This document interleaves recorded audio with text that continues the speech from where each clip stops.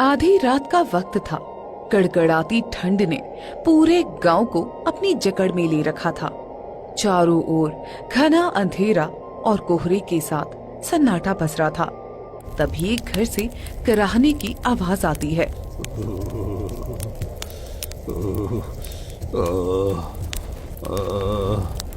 क्या हुआ पिताजी, आप ऐसे क्यों कांप रहे हो? बेटा मुकेश, मुझे बहुत ठंड लग रही है बेटा। मुझे कोई और गर्म कपड़ा दे दो। मुझे भी ये ठंड बर्दाश्त नहीं हो रही है और लगता है मेरी तबीयत खराब हो रही है। मुझे दवाई और कुछ गर्म कपड़े दे दो। ठीक है पिताजी, मैं अभी आपके लिए कुछ गर्म कपड़े लेकर आता हूँ। मुकेश घर के अंदर से कुछ गर्म कपड़े लाकर सुखू को दे देता है, लेकिन फिर भी सुखू ठंड से कांपता रहता है। बेटा, ये जमा देने वाली ठंड मुझे और बर्दाश्त नहीं हो रही है। ठंड मेरे शरीर के अंदर तक उतर गई है। हाथ पांव सुन्न हो रहे हैं बेटा। सांस भी बोझ लगने लगी है। अंदर से ऐसी कमजोरी महसूस हो रही है जैसे लगता है जैसे मेरी सारी ताकत बर्फ बनकर जम गई हो।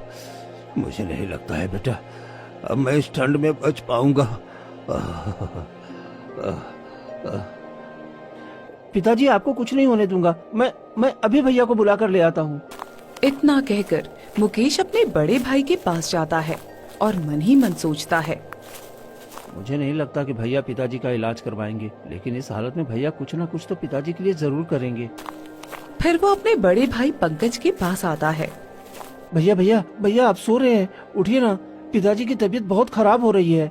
क्या हो गया? तुम इतनी रात को शोर क्यों मचा रहे हो? भैया, पिताजी की तबीयत बहुत ज्यादा खराब हो रही है। कुछ पैसे दे दीजिए ताकि मैं उनके लिए औषधि ला सकूं। इलाज की उन्हें सख्त जरूरत है भैया। अरे मेरे पास अभी पैसे नहीं है, रहने दो, बाद में उनका इलाज करवा दूंगा। नहीं भैया, पिताजी की हालत बहुत नाजुक है। अगर समय पर इलाज नहीं हुआ तो वो मर भी सकते हैं। अगर तुझे इतनी ही फिक्र है ना तो जाकर खुद ही उनका इलाज करा दे। मेरे पास इस वक्त बिल्कुल पैसे नहीं है, जब होंगे तब इलाज करवा दूंगा। फिर मुकेश उदास होकर अपने कमरे में चला जाता है। क्या हुआ जी, आप इतने परेशान क्यों हो? भैया, पिताजी के इलाज के लिए पैसे नहीं दे रहे हैं। तुमने थोड़े से जो पैसे अलग से रखी थी वही दे दो, मैं उसी से पिताजी का इलाज करवा दूंगा। ठीक है जी। फिर संगीता पैसे निकालकर मुकेश को दे देती है और मुकेश उन्हीं पैसों से अपने पिता का इलाज करवाता है। ऐसे ही देखते ही देखते 2-4 दिन बीत जाते हैं और प्रतिदिन सुखू की तबीयत और ज्यादा खराब होती चली जाती है। फिर एक दिन अचानक सुखू इस दुनिया को छोड़कर चला जाता है।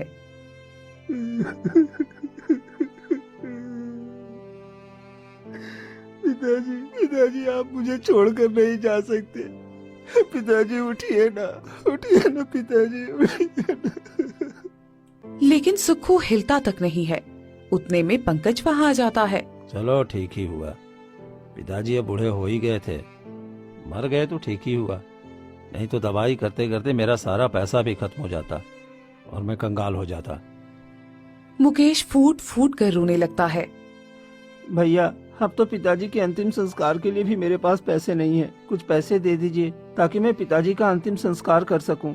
ठीक है, मेरे पास थोड़े ही पैसे हैं, उतने ही दूंगा। मेरे पास ज्यादा पैसे नहीं हैं। ठीक है भैया, जो भी है, पिताजी का अंतिम संस्कार तो करना ही है। फिर दोनों भाई जैसे तैसे अपने पिता का अंतिम संस्कार कर देते हैं। कुछ दिन बीत जाते हैं।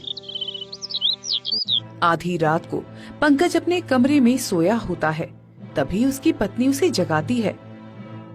देखो जी, अब पिताजी भी इस दुनिया में नहीं रहे और इतने दिनों से हम ही इस घर की सारी जिम्मेदारियां उठा रहे हैं, तो ये सारा घर और जमीन अब हमारी होनी चाहिए ना। आप अपने भाई को इस घर से निकाल क्यों नहीं देते? हाँ लक्ष्मी, तुम ठीक कहती हो। खेत की वसीयत भी मेरे पास ही है। कल ही मैं उसको पूरे परिवार के साथ गांव से बाहर निकाल दूंगा।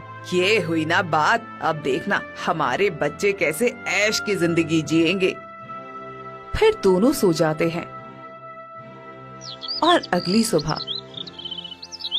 जी देखिए, हमारे पास जो भी जमा पूंजी थी वो सब हमने पिताजी के इलाज में लगा दी। ठंड बढ़ती जा रही है, पिंटू के पास एक भी गर्म कपड़ा नहीं है और हमारे पास 1 रुपया भी नहीं है। ऐसे में कैसे चल पाएगा?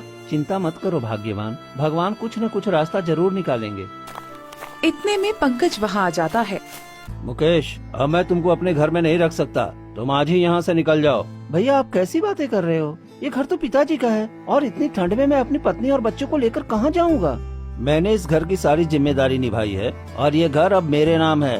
पिताजी की तबीयत खराब थी तब मैंने उनसे अंगूठा लगवा लिया था, इसलिए इस घर पर और जमीन पर तुम्हारा कोई हक नहीं है। बस जो बूढ़ी गाय है ना, उसे लो और अपने परिवार के साथ यहाँ से निकल जाओ। भैया, आप हमारे साथ इतना बड़ा विश्वासघात कर दिए कि पिताजी की सारी जमीन अपने नाम करवा लिए। ऐसा मत करिए भैया, भगवान के लिए रहम करिए। इतनी ठंड में मेरे बच्चे बाहर मर जाएंगे। भाई साहब, आप ऐसा क्यों कर रहे हो? हम कहाँ जाएंगे? हमारे पास ना तो पैसे हैं, ना कपड़े और ना ही कोई घर। हमारे इस छोटे से बच्चे पर तो तरस खाइए। हमने कोई ठेका नहीं ले रखा है, तुम जियो या मरो, हमें कोई फर्क नहीं पड़ता। निकलो यहाँ से। फिर पंकज मुकेश को धक्का देकर बाहर निकाल देता है। जा यहाँ से, और ये बूढ़ी गाय भी ले जाओ, मुझे इसकी जरूरत नहीं है। भैया, भगवान के लिए रहम करो। इस जमा देने वाली ठंड में अगर तुमने हमें घर से बाहर निकाल दिया तो हम कहाँ जाएंगे? बाहर तो हवा भी बर्फ की तरह चुभ रही है और हमारी सांसें तक कांप रही हैं। लेकिन पंकज एक नहीं सुनता और अंदर चला जाता है। ठंड इतनी थी कि घर के बाहर शरीर जमने लगा था, चारों तरफ कोहरा छाया था। अब हम क्या करें जी? मुझे तो कुछ समझ में ही नहीं आ रहा है। पिंटू की तबीयत पहले से ही खराब है, अब ठंड में इसकी तबीयत और बिगड़ जाएगी। मुझे भी कुछ समझ में नहीं आ रहा है। और देखो, ये गौरी भी बेचारी कांप रही है, इसकी आंखों से आंसू निकल रहे हैं। दोनों उदास मन से वहाँ से निकल पड़ते हैं। तभी अचानक पिंटू ठंड के मारे बैठ जाता है। पिंटू बेटा उठो, क्या हो गया बेटा? माँ, मुझे बहुत ठंड लग रही है, मैं अब चल नहीं पा रहा हूँ। हे भगवान, मैं क्या करूँ? मेरे बेटे को ठंड लग रही है। तभी गाय जमीन पर बैठ जाती है और पिंटू को अपने पैरों से लिपटा देती है।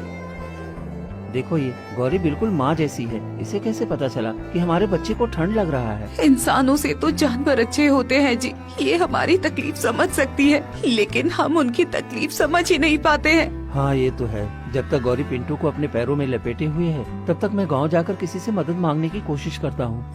ठीक है, मैं यही गौरी और पिंटू के पास बैठती हूँ। फिर मुकेश कांपते शरीर और सुन्न पड़े हाथ पाँव के साथ कड़कड़ाती ठंड को चीरता हुआ सेठ के पास मदद की आस में जा पहुंचता है।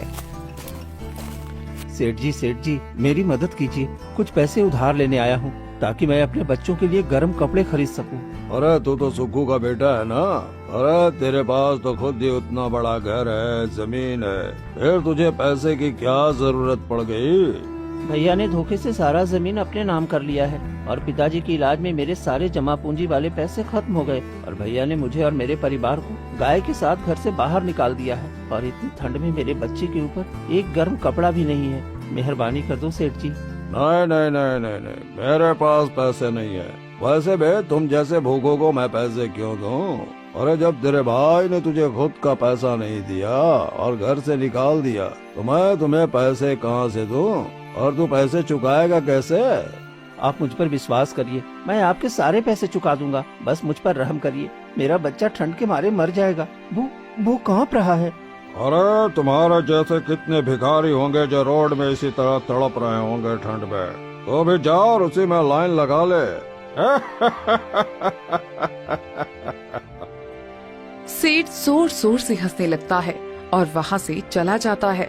हे भगवान, अब मैं क्या करूं? सेठ ने भी मेरी मदद करने से मना कर दिया। चलो गांव वालों के पास जाता हूं, शायद वो मेरी मदद कर दें। फिर मुकेश कई जगह जाता है पर उसकी मदद कोई नहीं करता है, बल्कि सभी उसकी स्थिति पर हंसते हुए चले जाते हैं। फिर मुकेश उदास होकर संगीता के पास आ जाता है। क्या हुआ जी, किसी ने हमारी मदद नहीं की क्या? और देखिए ना, गौरी पिंटू को कितना गर्म करने की कोशिश कर रही है, लेकिन इसका बदन ठंडा पड़ता ही जा रहा है। देखो संगीता, सभी पत्थर दिल बन गए हैं, कोई हमारी मदद करने वाला नहीं है। चलो, हमें अपनी खुद से मदद करनी होगी। और मेहनत करके एक झोपड़ी बना लेते हैं। देखो जी, रहने का तो इंतजाम हो गया, लेकिन झोपड़ी के अंदर भी बहुत ठंड लग रही है। अब हम क्या करेंगे? माँ, मुझे बहुत ठंड लग रही है और मुझे जोरों से भूख भी लगी है। मुझे कुछ खाने को दे दो ना। सुन रहे हो ना जी, इसे खाने को कहाँ से दूं? इसे कैसे समझाऊं कि हमारे पास खाने के लिए कुछ भी नहीं है? इतने में ही गौरी का दूध अपने आप जमीन पर गिरने लगता है। अरे ये क्या, ये देखो, ये क्या, ये गौरी का दूध कैसे आया? गौरी तो कई सालों से दूध नहीं दे रही थी। हाँ जी, ये तो मुझे भी समझ में नहीं आ रहा, भला ये दूध कैसे दे सकती है? अरे ये तो सच में चमत्कार हो गया है जी। लगता है गौरी ने हमारी तकलीफें सुन ली और इसने दूध देना शुरू कर दिया। अब जल्दी से पिंटू को दूध पिला दो और हम भी थोड़ा सा दूध पी लेंगे, जिससे हमारी भूख मिट जाएगी। फिर तीनों गौरी का दूध पी लेते हैं और सो जाते हैं। फिर रात जैसे ही गहराती है, तभी ठंड के मारे सभी कांपने लगते हैं। हाँ जी, सुन रहे हो, बहुत जोर से ठंड लग रही है। अब मैं नहीं रह सकती हूँ इस ठंड में। हे भगवान, मैं क्या करूं? मेरा परिवार सब ठंड से मर रहे हैं और कोई मेरी मदद करने वाला नहीं। सब सिर्फ तमाशा देख रहे हैं। कोई तो मुझ गरीब पर रहम करो। इतने में ही एक साधु महाराज झोपड़ी के बाहर आते हैं। अलख निरंजन, अलख निरंजन, अरे घर में कोई है? इतनी ठंड में बाहर साधु महाराज आए हैं। शायद उनको भी ठंड लग रही होगी। मैं अभी बाहर जाकर देखता हूँ। फिर मुकेश बाहर जाता है। क्या हुआ साधु महाराज, आपको भी ठंड लग रहा है? आ जाइए मेरी झोपड़ी में, कम से कम थोड़ी सी ही सही गर्माहट मिल जाएगी। नहीं पुत्र, मैं तुम्हारी झोपड़ी में गर्माहट लेने नहीं आया हूँ, बल्कि मैं अपना कर्ज चुकाने आया हूँ। कैसा कर्ज साधु महाराज? तुम्हारे पिता सुक्खू ने मुझे एक बार पानी पिलाया था, जिस वक्त पूरे गांव वालों ने मुझे भिखारी कहकर भगा दिया था। उस वक्त तुम्हारे पिता ने मुझे खाना भी खिलाया था और मेरा सहारा बने थे। उस वक्त मैंने वचन दिया था कि जब भी उनका परिवार संकट में होगा तो मैं उसकी मदद जरूर करूंगा, और खास तौर पर तुम्हारे लिए। तुम्हारे पिता हमेशा परेशान रहते थे और कहते थे मेरे छोटे बेटे की किस्मत बहुत खराब है और मेरा बड़ा बेटा बहुत लालची है, इसलिए छोटे बेटे को हमेशा मेरा आशीर्वाद मिलता रहे। इसीलिए मैं तुम्हारे पास आया हूँ। बताओ तुम्हें क्या चाहिए? साधु महाराज, मुझे तो कुछ नहीं चाहिए, बस मुझे मेरे परिवार के लिए थोड़े से गर्म कपड़े चाहिए, ताकि हम इस ठंड में थोड़ा सुकून से रह सकें। तुम कुछ और भी मांग सकते हो, धन दौलत घर। नहीं महाराज, धन दौलत ये सब क्या है? भाई ने तो धोखे से छीन लिया, बाकी मैं मेहनत से कमाना चाहता हूँ। बस गर्म कपड़े हम सबको मिल जाए, वही काफी है। हाँ साधु महाराज, हमारे लिए बस वही काफी है। ठीक है, रुक जाओ। फिर साधु अपनी पोटली से एक पुरानी चादर निकालते हैं। ये चादर कोई साधारण चादर नहीं है बेटा। मैंने कई वर्षों की तपस्या करके इस चादर को प्राप्त किया है। तुम इस चादर से अपने पूरे परिवार को ढक लेना। तुम्हारे शरीर के साथ साथ ये झोपड़ी भी पूरी तरह से गर्म हो जाएगी।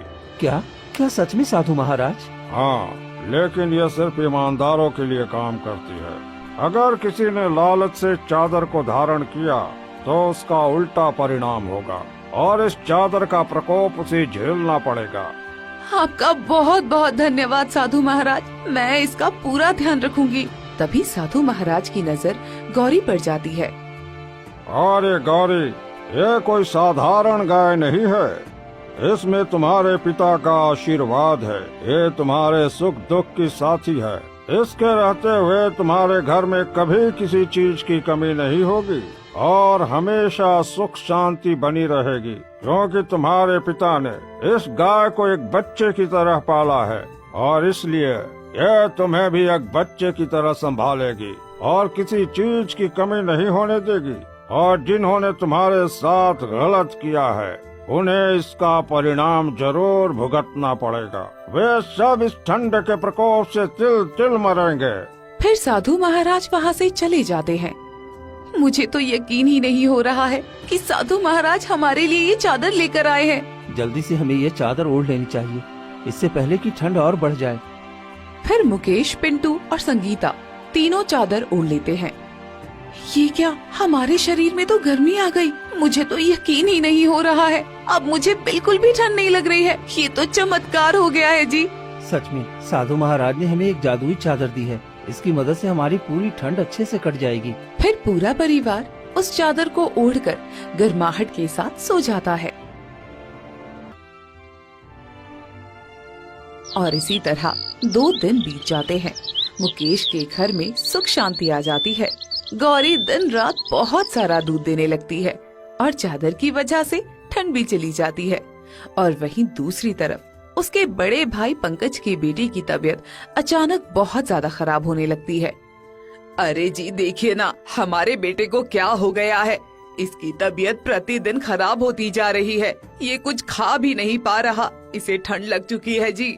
मुझे भी कुछ समझ में नहीं आ रहा है। पहले तो हमारा बेटा हमेशा बिल्कुल ठीक रहता था, कभी ऐसी परेशानी नहीं हुई थी। आज फिर वैद्य से औषधि लेकर आऊंगा। तब तक खेत की फसल भी देख लेता हूँ, क्योंकि गोभी की फसल पूरी तरह से तैयार हो गई है और उसे काटकर बाजार भेजना जरूरी है। तभी कुछ पैसे भी आएंगे, क्योंकि हमारे पास सारे पैसे तो मोहन के इलाज में ही चले गए हैं। पंकज घर से निकल पड़ता है और सीधे खेत की तरफ चला जाता है। वहाँ का नजारा देखकर पंकज चौंक जाता है, क्योंकि उसके पूरे खेत में मोटी बर्फ की चादर जमी हुई थी।